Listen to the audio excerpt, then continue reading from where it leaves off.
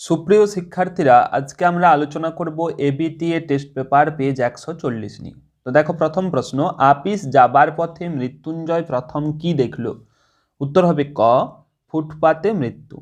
পরের প্রশ্ন, সংসারে তার নাকি মন নেই, কার মন নেই? উত্তর হবে ক, নিখিলের।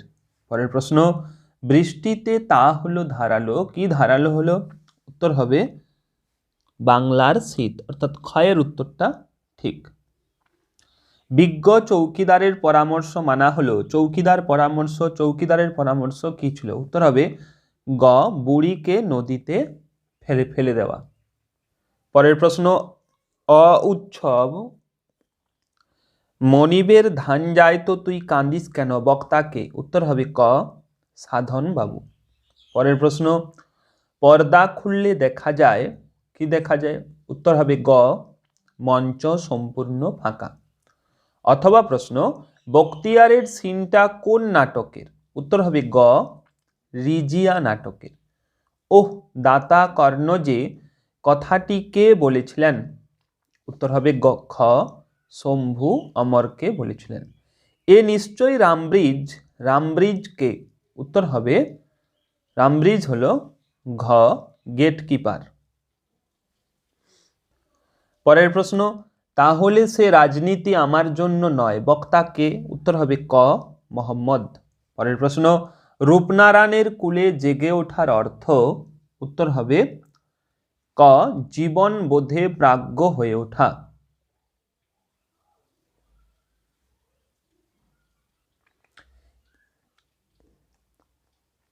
পরের প্রশ্ন, শিকার কবিতায় উল্লেখিত হরিণের রং কেমন? উত্তর হবে হরিণের রং হলো গ, বাদামি। পরের প্রশ্ন, মেঘমদির মহুয়ার দেশ, মোদির কথার অর্থ কি? উত্তর হবে ক, মত্ত। পরের প্রশ্ন, তাই বলি কি বলেন? উত্তর হবে খ, গাছ তুলে আনো। পরের প্রশ্ন, লিমা হলো? উত্তর হবে ক, পেরুর রাজধানী। পরের প্রশ্ন, ছাকা হলে বাড়িতে হতো? উত্তর হবে গ, অরন্ধন। কোন বিখ্যাত শিল্পী কালীঘাটের পট কিনেছিলেন? উত্তর হবে ক, পিকাসো।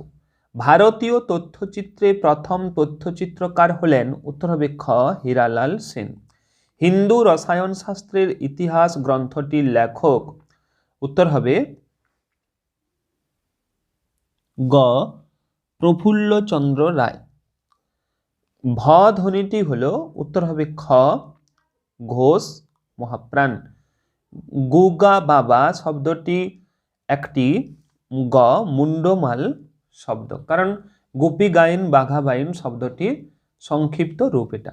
এরপর এই পেজের এসএকিউ প্রশ্নের উত্তরগুলো তোমরা দেখে নাও।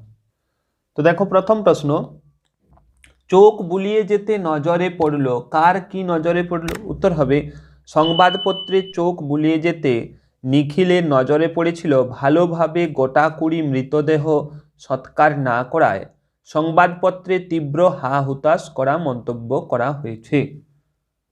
পরের প্রশ্ন, খুবই অদ্ভুত কথা, অদ্ভুত কথাটি কি?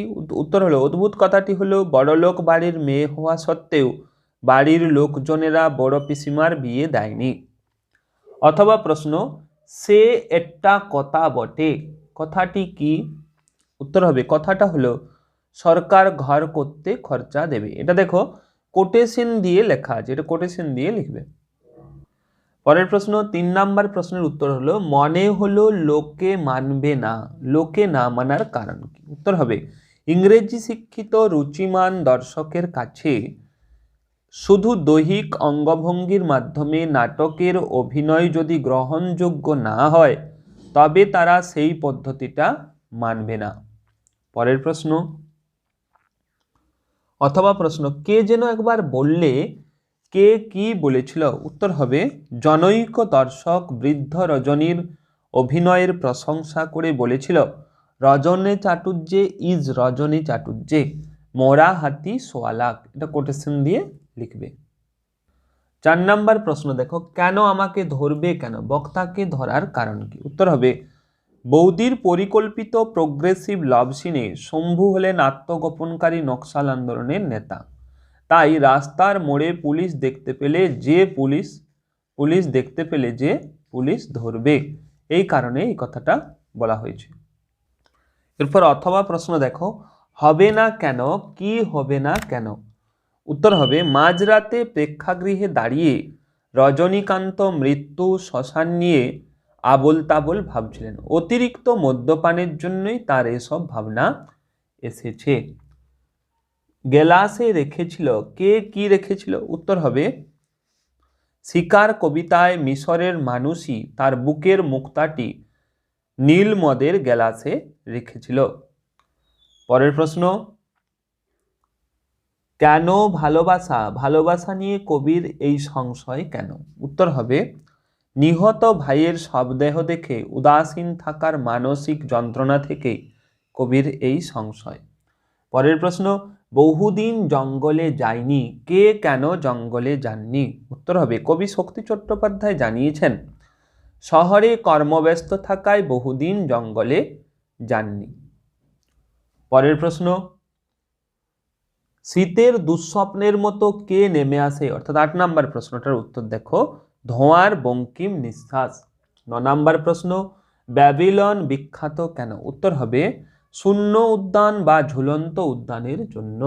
অথবা সে আবার গেল, কে কোথায় গেল? উত্তর হবে শিষ্য মর্দানা পুনরায় জল প্রার্থনা করতে বলি কান্ধারীর কুটিরে গেল। এরপর 10 নম্বর প্রশ্ন দেখো, দুটি স্বাধীন রূপমূলের উদাহরণ দাও। উত্তর হবে ছেলেটি আর বইগুলো। উদাহরণটিতে ছেলে আর বই হলো স্বাধীন রূপমূল। পরের প্রশ্ন, ক্র্যানবেরি রূপমূল কি? উত্তর হবে ক্র্যানবেরি রূপমূল হলো এক ধরনের পরাধীন রূপমূল, এর নিজস্ব আভিধানিক অর্থ নেই, এটি শব্দকে অন্য শব্দ থেকে পৃথক করতে পারে। পরের প্রশ্ন, সুর তরঙ্গ কাকে বলে? উত্তর হবে বাক্যে সুরের ওঠাপড়াকে সুর তরঙ্গ বলে। এরপর তোমরা একটু উদাহরণ দিয়ে দেখিয়ে দেবে, যেমন ধনু বিশ্ববিদ্যালয় গেছে, এটা একটা বাক্য, একটা প্রশ্নবোধক বাক্য। দেখো ধনু বিশ্ববিদ্যালয় গেছে, এইভাবে দেখো এই বাক্যে সুরের ওঠাপড়া হচ্ছে, তাই এখানে সুর তরঙ্গ হচ্ছে। তো এই হচ্ছে এই পেজের এমসিকিউ এবং এসএকিউর উত্তর। এইভাবে পরবর্তী পেজগুলো পাওয়ার জন্য চ্যানেলে নতুন হয়ে থাকলে অবশ্যই সাবস্ক্রাইব করে রাখো এবং ক্লাসটি যদি ভালো লেগে থাকে তো অবশ্যই একটি লাইক করো।